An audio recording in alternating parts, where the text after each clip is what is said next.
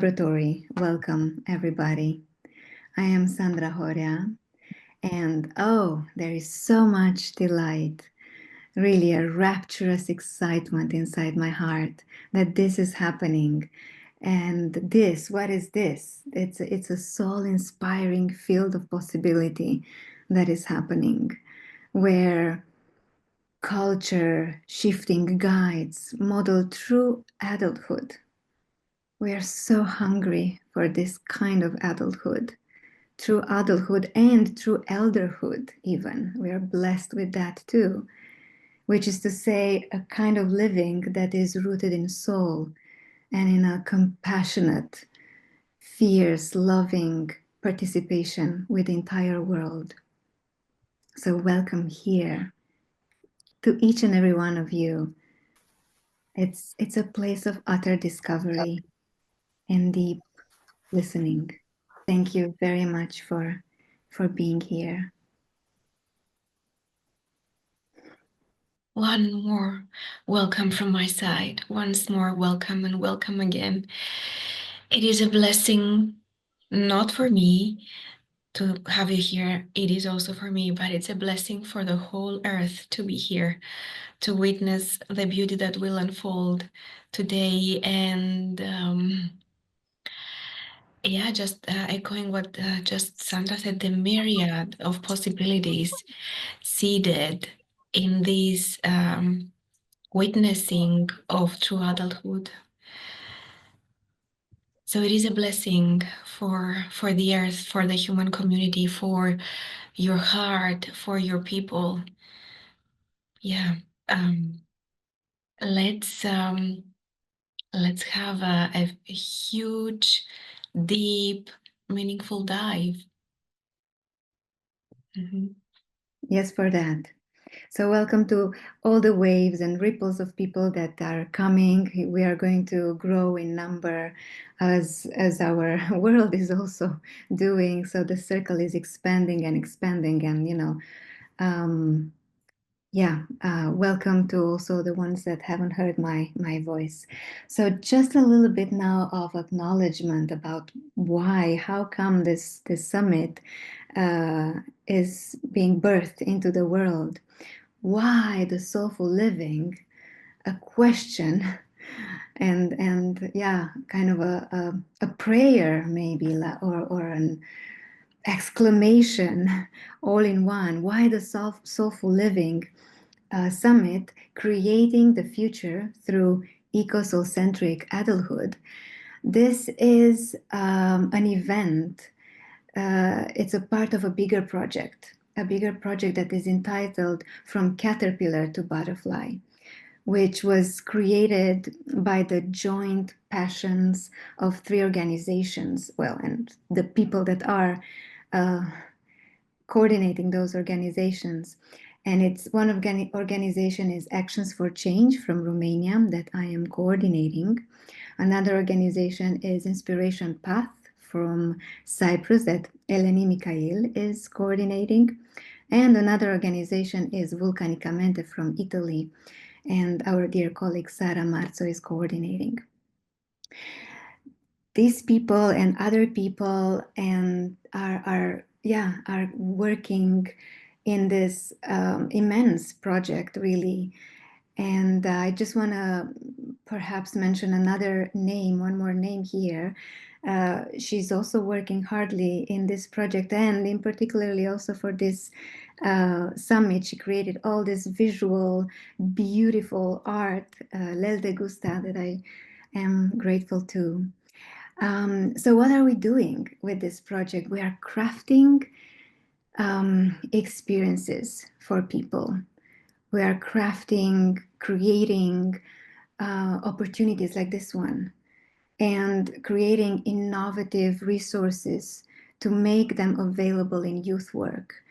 We are bringing this notion of what an adult, a true soul-centric, soul initiation adult is and could be for the world. So we are creating the premises for youth to truly transit from being a youth into the adulthood. And we give thanks to the Erasmus Plus program of the European Commission, which co-founded this project. And so it made possible for your participation in such an event to be accessible. And the only thing that you are paying is you're paying with your attention.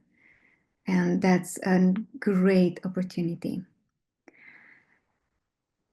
Yeah, now we placed ourselves in somewhat the context of how this summit event sprouted for us all. Hmm. Hmm. Okay.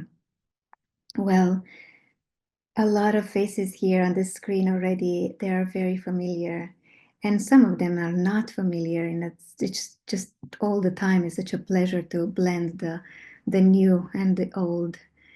And the ones that know us know that we are using a lot in our work poems, soul alluring poems.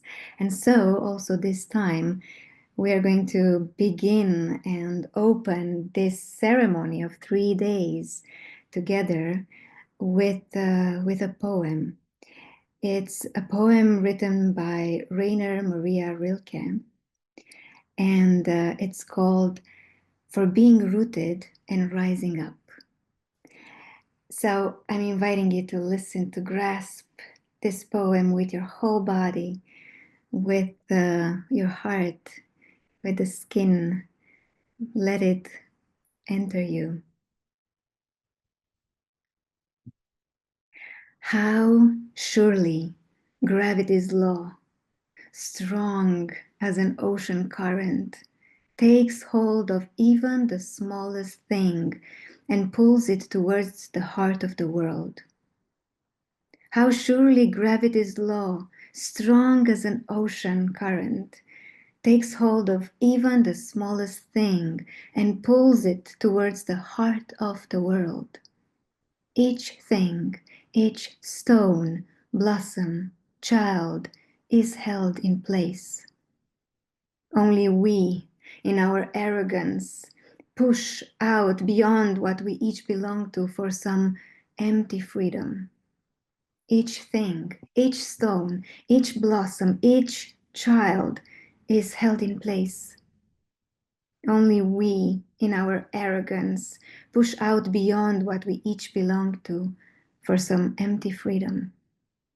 If we surrendered to Earth's intelligence, we could rise up rooted like trees.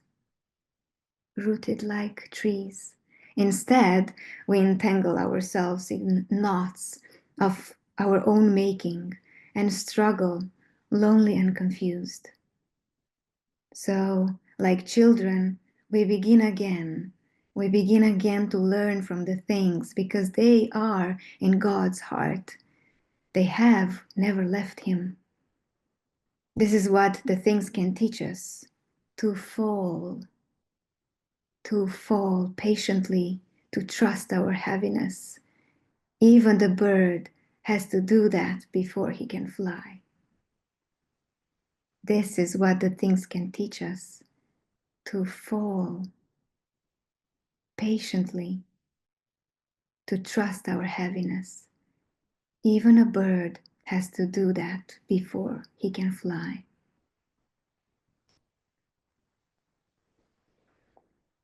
Mm, mm.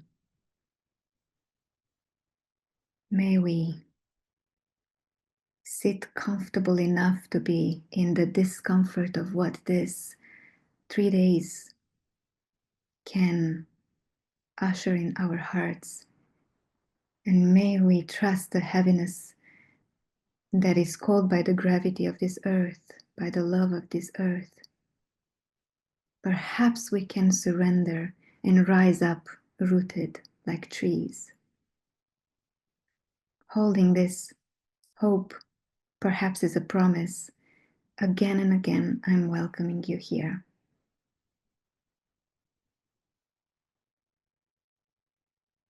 If we surrender to Earth's intelligence, if only we could surrender to Earth's intelligence. Um, Although the word only, if only is a huge thing, but we can start a little by little, sometimes with um, inviting old and ancient practices to come into this world, into the everyday life. And we want to have one here. Uh, we know that you were not asked to bring a candle and light a fire, but we have a candle and we will light the fire together. And I'm inviting you in your imagination to have the vision of you lighting your own fire. And we are doing that for so many reasons. One, as I said, we are reviving old ancient practices that our ancestors were using, and they remind us of things that have been forgotten. In a way, just like the poem says, we push out beyond what we each belong to. So we come back to where to belong in a way. But we're also inviting this inner fire to be with us by lighting the fire. This inner endless thirst, drive, force for something beyond the ordinary. Perhaps it's the soul that the inner fire is looking for. So I'm inviting you, in your imagination or by following our lead here to, imagine a spark, just like the spark that created the whole cosmos, a spark lighting now the candle and the fire burning, an ally, a companion, a friend, a guide, in the terrain of the soul.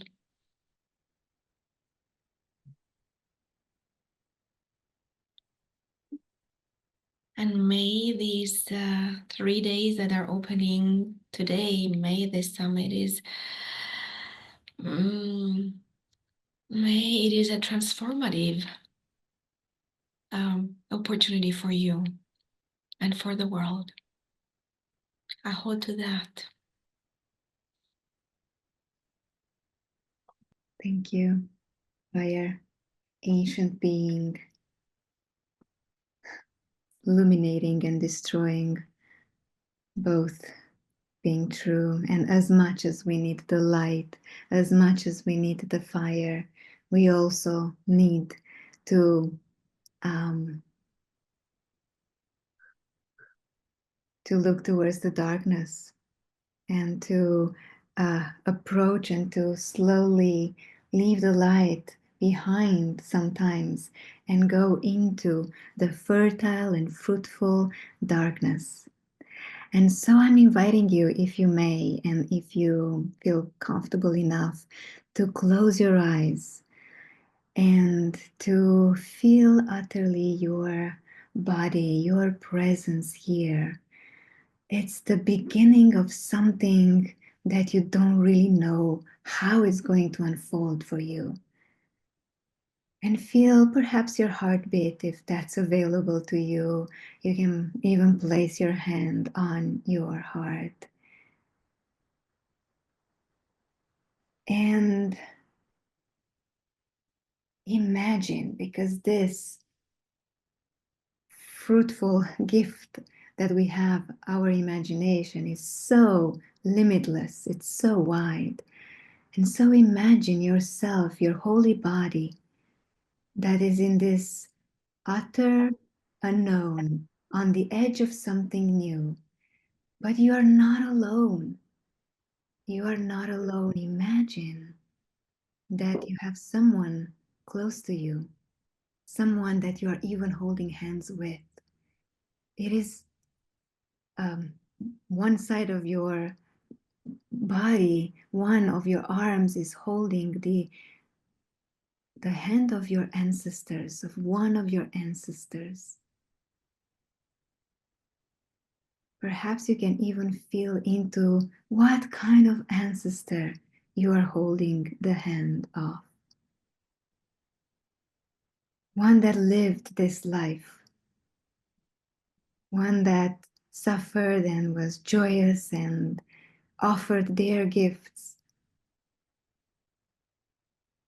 One ancestor that dreamt you and was in service for Earth and dreamt your arrival many, many, many years ago.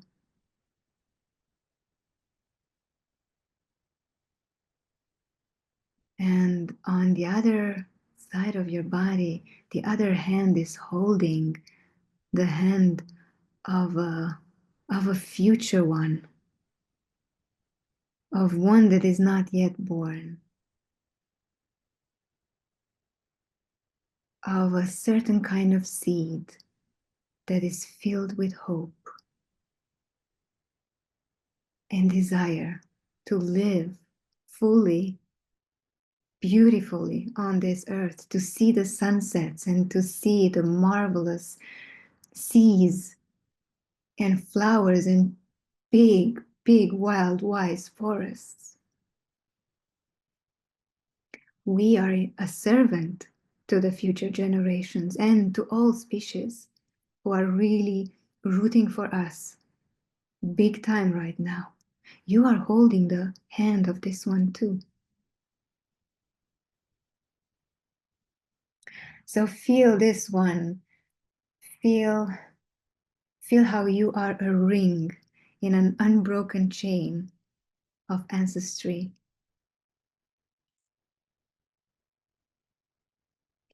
Feel that you and your place, your own body matters tremendously.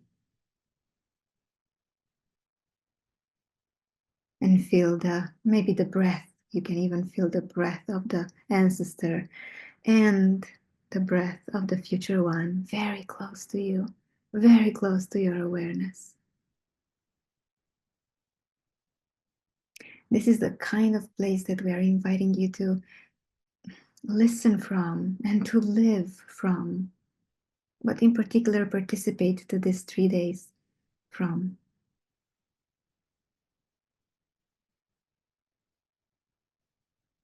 Mm. Mm. Yes, you can open your eyes if you have them closed still and just look around. Perhaps you can see the circle. Imagine that this is a circle of many people and they are all doing the same. We are having a similar kind of longing to beautify, to honor, to make sacred our world. Mm.